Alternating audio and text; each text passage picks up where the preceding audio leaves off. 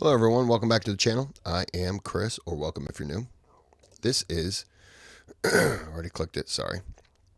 This is Home and Estate of George Washington, History Traveler, episode 121. I did not film yesterday, didn't record yesterday.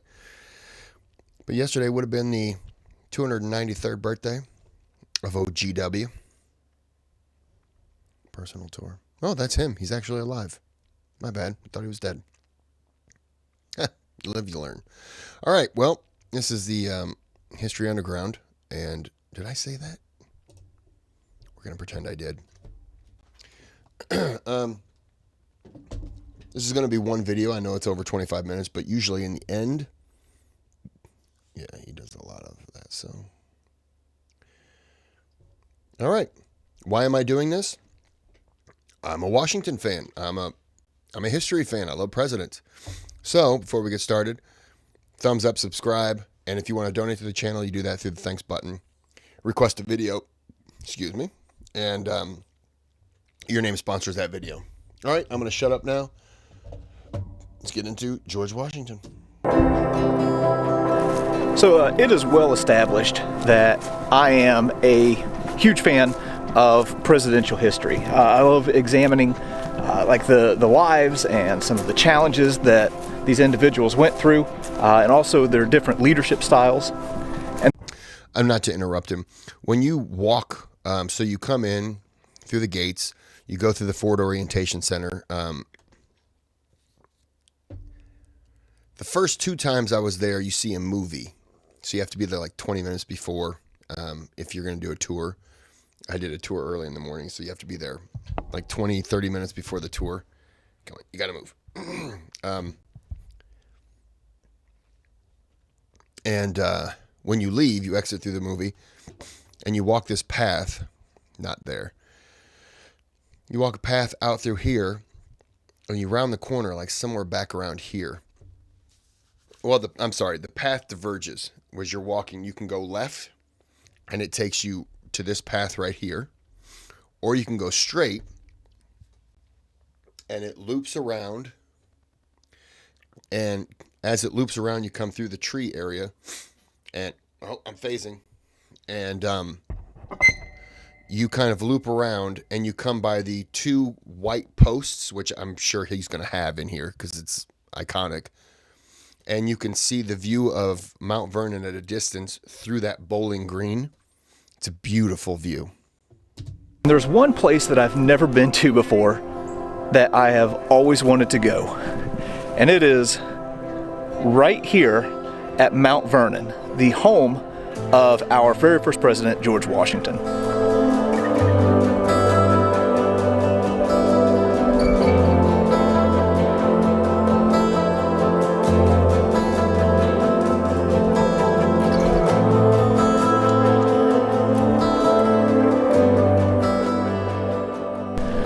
Now, whenever people think about Mount Vernon, if you're like me, what you're typically thinking about is the house. But Mount Vernon is so much more than just the home.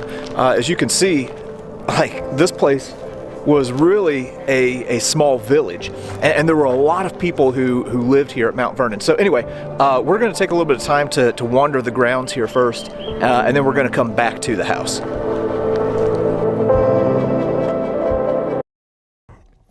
The house, by the way, is not stone. Looks like it. It's actually wood, carved in a stone-like pattern, and then they painted it and threw sand on it, kind of like just sandblasted it. It's really neat. There are areas when you walk, actually it would be behind from the view here, where you go by the side of one of the buildings and you can see how it looked in the front and how it was actually on the side, where it was kind of like they just thought, we don't care about this side over here. This is what you're going to be seeing. Another instance of something like that is Andrew Jackson's home, the Hermitage. You look at it, it's white. When you walk around the sides, you see the brick, the red brick, because his son wanted to paint it when he was president and make it another White House.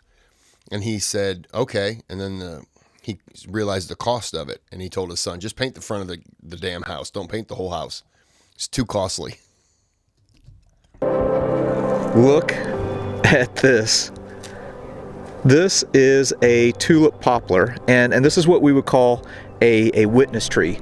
Washington had it transplanted here in 1785 to kind of line the grounds here at Mount Vernon. So it's pretty stunning to think that this tree has been around for so long. Sorry. I'm eating popcorn, and it's delicious. It's homemade movie theater popcorn. I know none of you cares. When I said those posts, here they are. That's the gate. Now, there is, I think it's like a mile away down that path, or it's not really a path, but down there's another gate. And so when you were riding in the old days, you would have come up through there, and you would have seen the mansion at like maybe a mile away. And you would have rode up, and then I think you come off on these paths on the side. Yeah, I mean, I just can't imagine how beautiful it was. Long. Huh. Tree has been around for so long. Huh. All right, so this area that I'm walking into right now is the upper garden. And we're here a little bit early, so there aren't really any flowers in bloom, which is okay. One thing that I did want to point out, though, is you can see, like on the outer edges of the garden, well, that's where you would have, some of your, I guess, more aesthetically pleasing flowers, things that look nice and smell nice. But Washington was also a very practical man. So on the interior of the garden, well, that's where you would have your different vegetables and different things like that. This greenhouse here is not original. The original one burned down, but they used, I was just about to point that out, the documents from the fire insurance policy to reconstruct it. I've been there 3 times. I've never been able to walk inside this greenhouse, so I think it's just there for the view. I mean, I'm sure they can walk through it, but people can't. Yeah, very nice.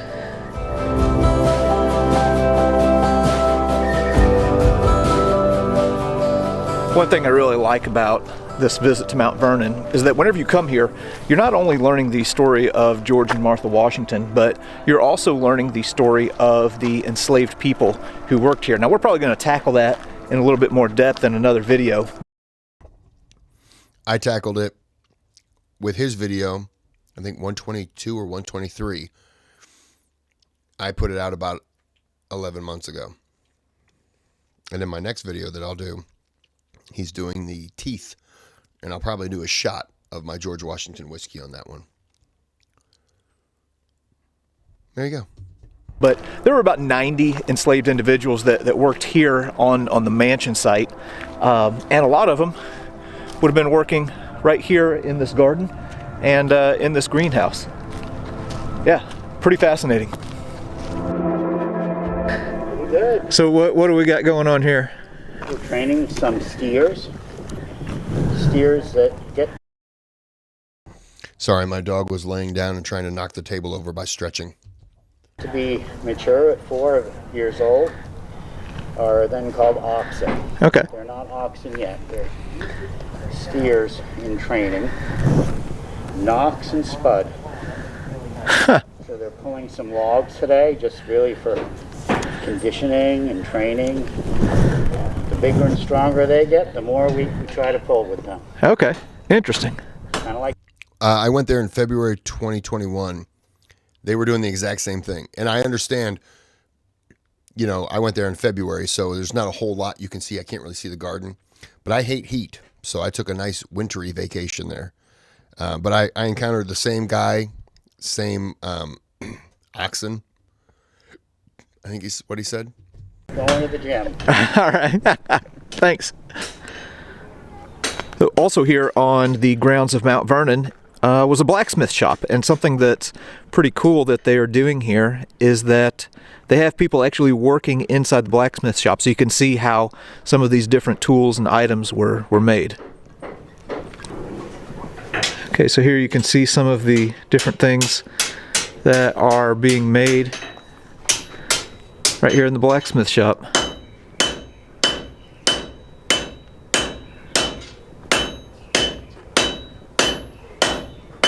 Huh. What we're looking at here are the overseer's quarters. So Washington was gone quite a bit from Mount Vernon, so the overseer would kind of run the operations with all of the farms at Mount Vernon, and received an annual wage of $133.33 plus board, bed, and lodging. Huh. Now again, Mount Vernon is more than just the mansion. You're looking at really a village here. So this is the spinning house. So you can see, this old spinning wheel here, and this loom where they would make fabrics and clothing from linen. They would, cultivate hemp for rope.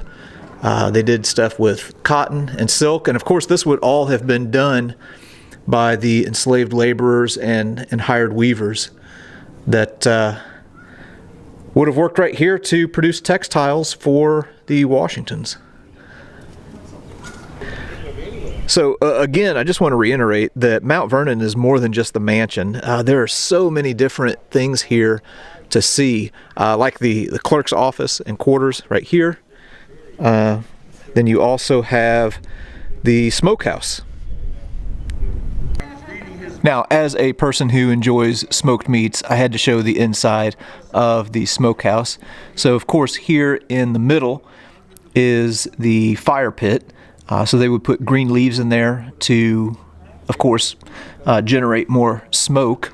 And then this barrel is showing how they would salt the meat.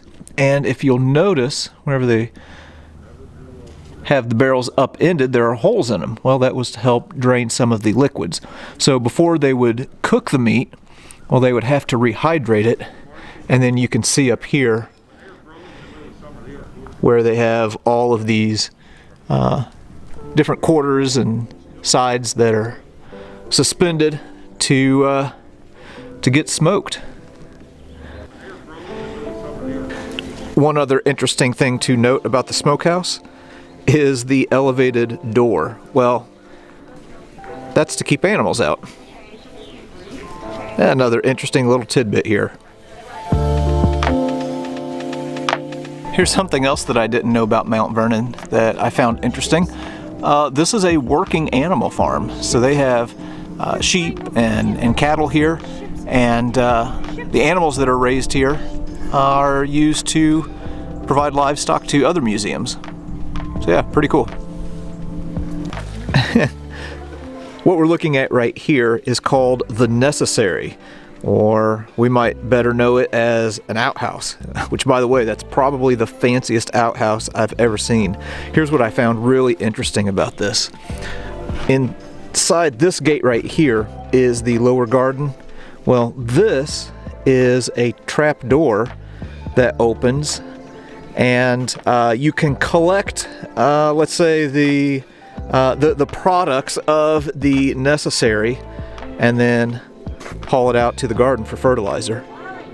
Fascinating. Kind of nasty, but fascinating. All right, so what we're looking at here is the lower kitchen garden that I just referred to. This would have been overseen by Mrs. Washington, and of course would have been worked by the enslaved people here at Mount Vernon, and would have been fertilized with the byproducts from the Necessary. Okay, and here is the front end of what they call the Necessary, and if you walk up here, it's kind of nice, for a Necessary. Has 3 different holes, all kind of angled towards each other, so that you can sit with your friends and maybe talk business while you do your business. So here's something that I had never heard of but found interesting. Apparently George Washington didn't want fences obstructing the nice view from Mount Vernon, but at the same time you don't want, farm animals right up there on the porch. So they constructed these things called ha-ha walls, which were even with the landscape on top so it wouldn't ruin the view, but then you have like this wall with a ditch by it that keeps the farm animals from getting up there towards the mansion. Yeah, kind of interesting. Sorry, I was chewing on some ice.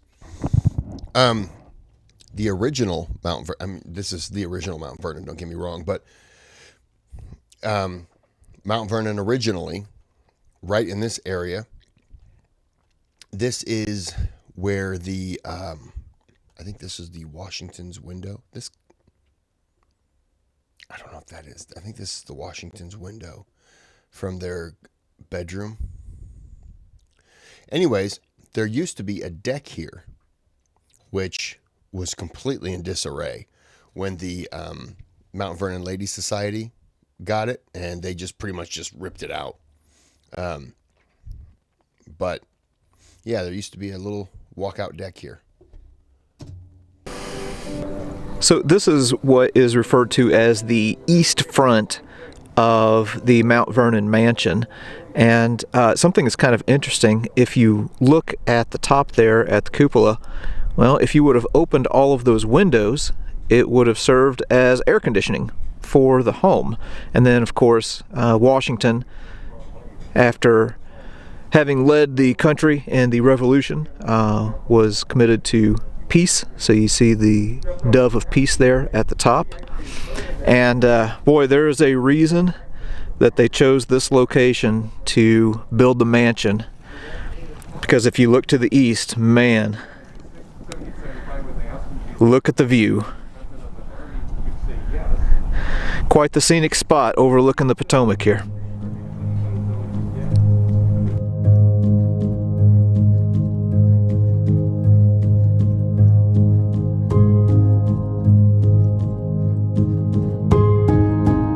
All right, so we're back around now to the house, and before we go inside, there's something that I want to show that is just really fascinating. So if you look at the exterior, well, you might think that this home is made of stone, and Washington would have been quite happy if you would have said that. This is actually all made of wood that is cut to look like stone, and then whenever they painted it, well, they would throw sand on it to kind of give it this rough stone looking texture. This is a process called rustication. Pretty fascinating. All right, so we just got in here into the Mount Vernon home, and the area that I'm standing in now is called the Central Passage. So as you would have walked in through this door, one of the enslaved individuals that lived here, a gentleman by the name of Frank Lee, would have greeted you, and then depending on your social status, well, if you were of a lower social status, there was a row of chairs here that you might sit at, but if you were part of the genteel class, well, there's a room right here that you would have been welcomed in. Now, I know a little bit about Mount Vernon, but there are people here, obviously, who know a lot more, such as this guy right here. This is Jeremy Ray. He is the Director of Interpretation, so he's going to kind of walk us through Mount Vernon and tell us a little bit about this historic home. All right, well, thanks, JD. To begin with, this Central Passage area here that we're standing in is part of the oldest section of the home. Now, the whole house is original, but when George Washington inherits the property and moves in 1754, it consisted of this passageway and these two rooms on either side of us. There was a half-story garret space above as well, and George Washington expands the home into the 21-room mansion it is today over his lifetime here. As you mentioned, Frank Lee, the enslaved butler, greeted guests at this doorway. Some items in this room I want to point out. This front parlor is a little more formal. You can see here on the right, we have some portraits of General Washington and Mrs. Washington, some of the earliest known portraits of General Washington. This is not an original piece, but a replica of that portrait. Washington is really growing into society in the 1760s, early 1770s, before the Revolutionary War, and he is greeting men of note from the House of Burgesses and so forth. Men like George Mason, for example, one of his neighbors. They meet most likely in this room several times in the 1760s and discuss things like taxation without representation. On a side note, I believe he had a falling out with George Mason, who did not want to sign the. Hey, I'm trying to do a video here. What are you doing? You want it up? You're up. George Mason did not want to sign the Constitution. Yeah, he didn't believe in the Constitution, and so he was one of the representatives, I think, for Virginia. And he couldn't do it. And then somebody convinced him to go ahead and sign it. Because by then, him and Washington was just like, okay, well, I want nothing to do with this guy. And then, here, I'll put you down. You're freaking out. And then Mason signed it, but the relationship had pretty much soured. And Washington was just cold with him for the rest of his life. Just a side note. Okay, so this is the front parlor room that Jeremy was just describing, and typically it's closed off to tours, but they told me that if I took off my shoes and promised not to break anything that I could come in here. But man, you can just imagine the conversations that took place in this room. Conversations that really helped to shape this country. So yeah, pretty amazing.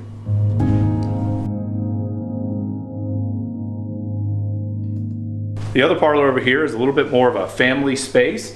We're currently doing some preservation restoration work in here. It's a constant effort. Mount Vernon is privately owned by the Mount Vernon Ladies Association of the Union, and this private nonprofit has owned and operated the house, has had it open to the public since 1860. So preservation and restoration work is a constant, everyday action here. I apologize. I think I said Mount Vernon Ladies Society, and I meant Mount Vernon Ladies Organization. My apologies. On the other side of the hallway, we see the dining room. Note the bright green color. The colors in the house are accurate to 1799. We've done a lot of paint analysis and research work to get it as accurate as possible. Then use primary source documentation, Washington's letters, his accounts of purchases, accounts from visitors who were here in Washington's time to recreate these spaces as accurately as possible. The ceiling here, it's really, really unique. It's one of the oldest original ceilings in the United States. Here in between these rooms, you'll see this large key. That was a gift to Washington from the Marquis de Lafayette. That's the key to the Bastille. That was a prison in France. It was stormed at the outset of the French Revolution. Citizens of Paris stormed that prison, and the Marquis de Lafayette was actually in charge of the demolition of that fortress later. You can see this pencil sketch down here showing the fortress being taken apart. The key was a gift to Washington with a nice letter from Lafayette saying something to the effect of, this is a symbol of liberty to his patriarch. And Washington put it on display in the presidential mansion in Philadelphia.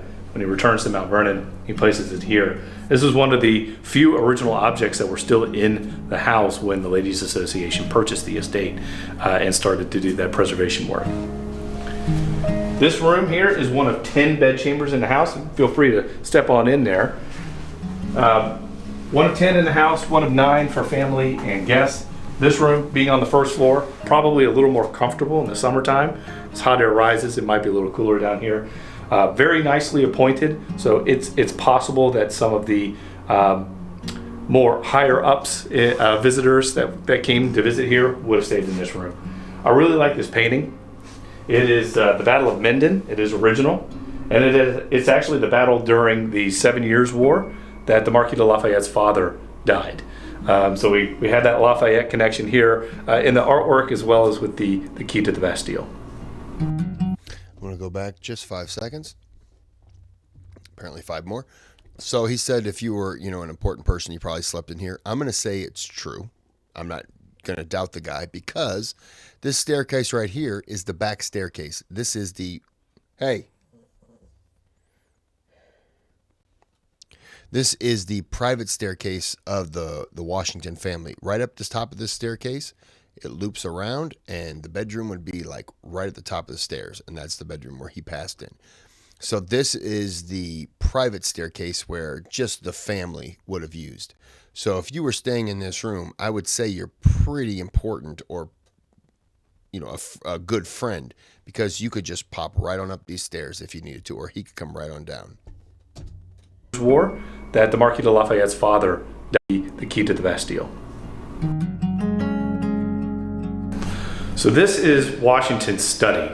We're actually here in the private wing of the home. When General Washington and Mrs. Washington lived here, this whole wing of the house was generally inaccessible to guests. You had enslaved individuals like Caroline Branham and Charlotte, who was a seamstress, who worked with Mrs. Washington in their bedchamber here in the private wing. And in this space, Christopher Shields, General Washington's enslaved valet, was admitted access in and out of this space. But otherwise, you had to have written permission from the general to access this area. So this study is his office. This is where he's operating this busy plantation, right? The books over here to my right, these are replicas of the library that he had here on the estate. It's very difficult for us to kind of preserve, control the environment, so we don't keep any original books in this space. But you can see it was quite extensive, right? Washington didn't have an opportunity to go to college like his older half-brother Lawrence, who you can actually see in this original painting over here. So Washington, his formal education really ended around the modern equivalent of like 7th or 8th grade. So Washington was continuously reading to make up for what he called a defective education. So he was constantly trying to learn, but it also instilled in him this excellent leadership quality, and that he recognized strengths in others that could do things that he couldn't. When he was commander-in-chief during the war and as president, he made sure that he put people with exceptional abilities into positions where they could make a difference. And I think that's an excellent leadership quality, to understand your own shortcomings to make sure that others can help you and everyone succeed. So I absolutely love this room. Here are a few things that Jeremy pointed out to me. This is trunk number 13. This is the original trunk that Washington would have used, one of them that he would have used during the Revolutionary War. He's very organized. This one would have held like blankets and such. But the piece to me that is so interesting is this one here. This is a fan chair, and you can see it has like these little pedal things down here on the bottom. Supposedly Washington saw this or something like this whenever he was in Philadelphia, and then had one made. And the idea is you work those pedals, and that fan up there is supposed to swing back and forth and keep you cool. But one of his secretaries joked that it just kept flies away. Very interesting.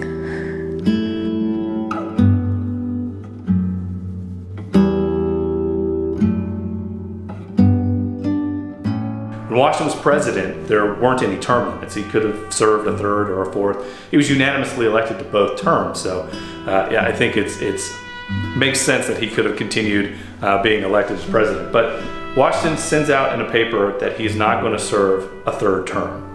In doing so, he sets an example of the peaceful exchange of power between elected officials. But he also sets an example that this position, this office, is not a lifetime position. This is not a space that's supposed to be abused by anyone. The power entrusted in the president, in George Washington, was given to him by the people. And this was him publicly relinquishing that power back to the people to elect a new leader. And I think that's something that's very, very important, because you think about it, revolutionary leaders, it's not very often that they willingly give up power. We have, history is full of examples of Julius Caesar and Oliver Cromwell, and later on Napoleon, right? People who go to these great efforts, lead a revolution, but then hold on to power. Washington gave it up not once as president, but again as commander-in-chief. He resigned his commission. So he fully understood that the power of the people was something that was to be respected in this country.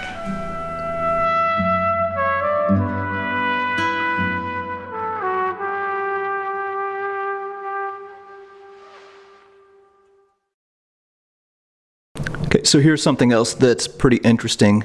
I was told that this dining room table, you can see, is kind of small. So whenever the Washingtons would have kind of like a dinner party or something like that, well, this table could be joined with this table, and then they would move it to the new room, which is where we're going to be heading here in a little bit. So we're entering into the new room now, and it was called the new room because it was the last space that Washington added to the house in that expansion project I was telling you about earlier. He starts with the smaller home that we were standing in the central passage, and then he eventually adds this space. And this was a very impressive room in the 18th century. The average home in Virginia during Washington's lifetime could fit in this one space. So it's going to be very impressive to guess. So you see the big high ceilings, the intricate plaster designs, and Washington's really using this space as a multi-purpose room for entertainment, for meetings and greeting, large dinner parties potentially, and things of that nature. Now, what's really interesting about this space is it really highlights a lot of Washington's past. We know that he was a soldier, fought in the French and Indian War and the Revolutionary War. We have paintings up of Washington at Fort Planks Point during the Revolutionary War. We have some sketches of various battles that took place during the Revolutionary War, the death of General Montgomery, the death of General Warren. And Washington also has this lovely print over here of a soldier, a common soldier, showing the sacrifice that was needed, that was given by everyone during the war. And it's an image of a soldier with his wife mourning his death and their infant child in her arms. So again, the impact of that sacrifice was far more than people like George Washington, generals and colonels and so forth. The common American also sacrificed a lot. But also this really highlights Washington's role as a farmer in this space. I'd like to point out this mantle. This is original. You can see in the marble designs, we see farm animals, we see a plow. This was a gift to him from an English admirer, a man named Samuel Vaughan, who was an English merchantman. We also see farm tools in the plaster designs above all the doors and up on the ceiling. Washington was a wheat farmer predominantly. There were 317 enslaved individuals on this estate, with the vast majority working in the outlying farms producing that wheat.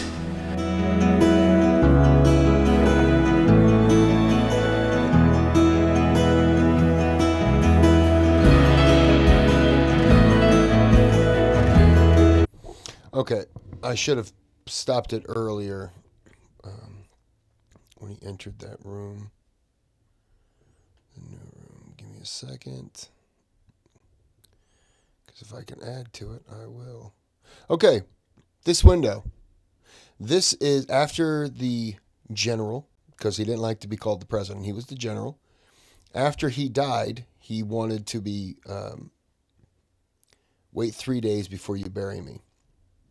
Well, his casket was put on display right in front of this window. If they didn't know you, you came up, and I think you stood up on like a little ladder or something, and you looked through the window down into the coffin. If you were a friend, you came in, a family friend or something like that, you came in through that door, and you got to pay your respects. So, something they don't tell you. It's something I read, and then when I went on my second tour in 16, I asked, and they said, yeah, and every now and then I guess they hold a mock funeral to where they'll put a casket there. And some of the workers go, it's really weird when you show up and there's a casket in the window and you're like, who the hell died? Because they don't talk about where the casket was placed because it's too morbid. But I think it's something that should be discussed. I mean, he did die in his bedroom, and they show the bed. I mean, I don't think it's the authentic bed, but it's still the room. And they're like, and this is where he passed. And, you should still share because it's still a part of history. 17 enslaved individuals on this estate, with the vast majority working in the outlying farms producing that wheat.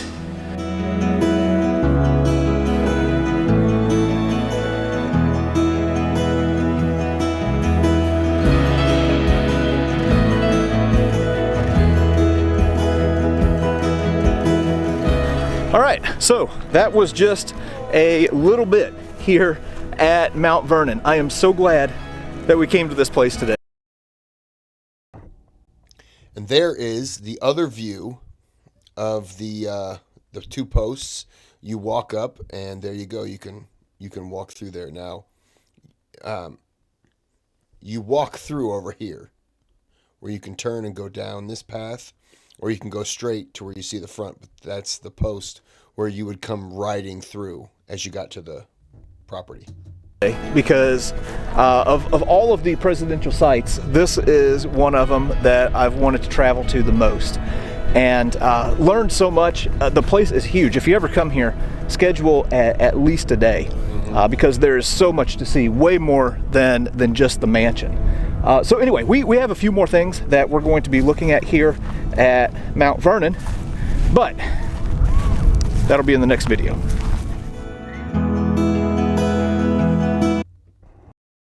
Okay, we're going to go ahead and end it here. Sorry I drug it out, but, you know, if I can contribute, I will. I ate all my popcorn, so my dogs are really bothering me because they need to go OUT, and they want to EAT. Do you got to go potty? And the fighting begins. All right, well, I'm going to end this here. I hope you enjoyed. Until next time, have a good day, have a good night.